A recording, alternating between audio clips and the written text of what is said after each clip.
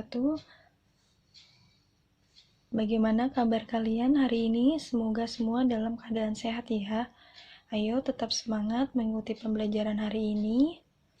Hari ini kita akan membahas materi mengenai tindakan, motif, dan prinsip ekonomi.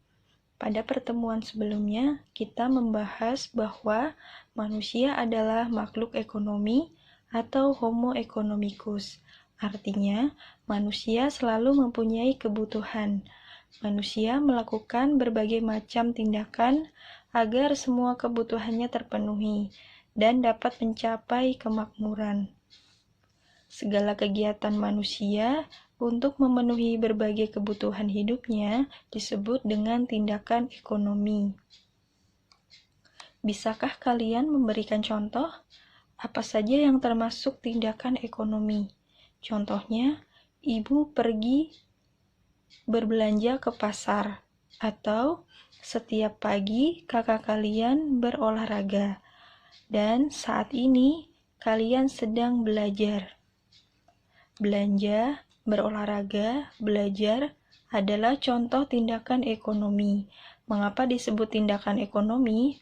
Sudah dijelaskan sebelumnya. Tindakan ekonomi adalah segala kegiatan manusia untuk memenuhi berbagai kebutuhan hidupnya. Ibu pergi ke pasar untuk memenuhi kebutuhan keluarga. Itu untuk memenuhi kebutuhan primer maupun sekunder.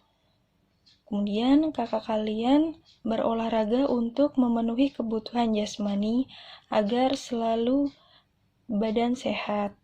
Sementara kalian belajar juga untuk memenuhi kebutuhan rohani, yaitu kebutuhan akan pendidikan.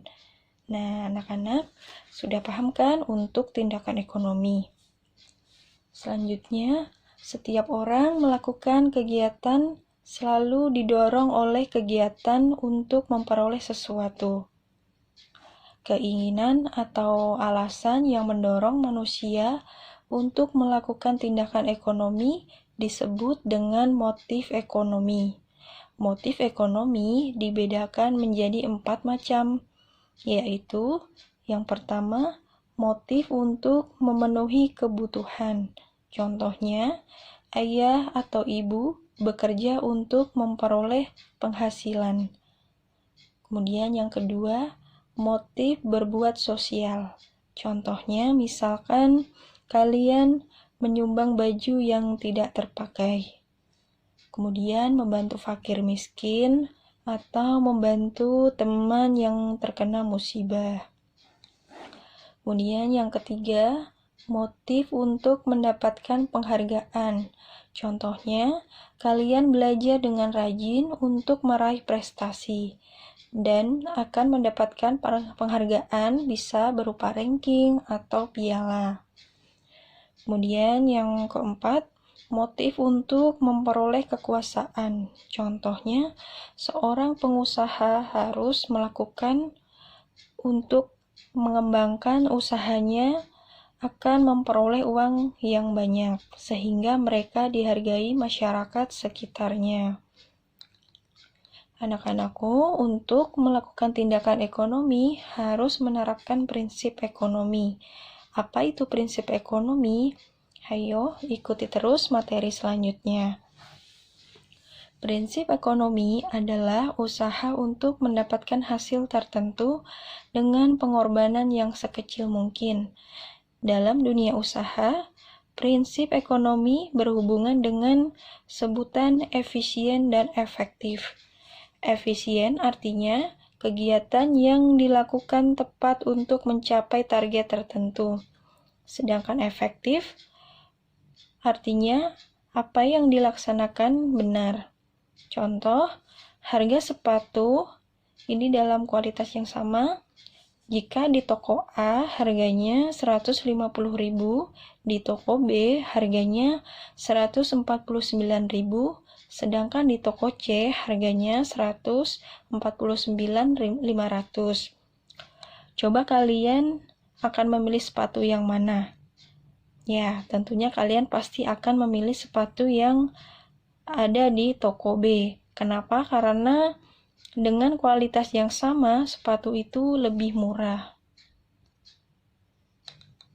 Orang yang berpedoman pada prinsip ekonomi selalu melakukan pertimbangan, sehingga pengorbanan kita dapat memperoleh hasil yang maksimal. Prinsip ekonomi dapat diterapkan dalam kegiatan ekonomi. Prinsip ekonomi yang pertama, penerapan prinsip ekonomi dalam kegiatan produksi, yaitu menggunakan bahan mentah atau bahan baku dengan mutu yang baik. Lalu, mendirikan perusahaan yang dekat dengan bahan mentah atau bahan baku. Kemudian, menggunakan tenaga kerja dengan upah yang murah. Dan harus selalu hemat dalam biaya produksi. Lalu, penerapan yang kedua, penerapan prinsip ekonomi dalam kegiatan distribusi. Yaitu yang pertama, menyalurkan barang dengan prinsip tepat sasaran, tepat waktu, dan tepat tempat. Yang kedua, menempatkan perusahaan di antara produsen dan konsumen. Terus, memberikan layanan yang baik dan menggunakan sarana distribusi yang murah. Lalu yang ketiga, penerapan prinsip ekonomi dalam kegiatan distribusi. Yang pertama, membeli barang dengan memilih terlebih dahulu, kemudian memilih barang yang kualitas bagus, terus merubah barang yang sesuai dengan yang direncanakan. Dan yang terakhir, setiap awal bulan membuat daftar kebutuhan berdasarkan skala prioritas. Nah, bagaimana anak-anak sudah paham kan mengenai tindakan, motif, dan prinsip ekonomi? Baiklah, anak-anak, sampai di sini dulu pembahasan materi kita kali ini. Selamat bertemu kembali pada pertemuan selanjutnya. Wassalamualaikum warahmatullahi wabarakatuh.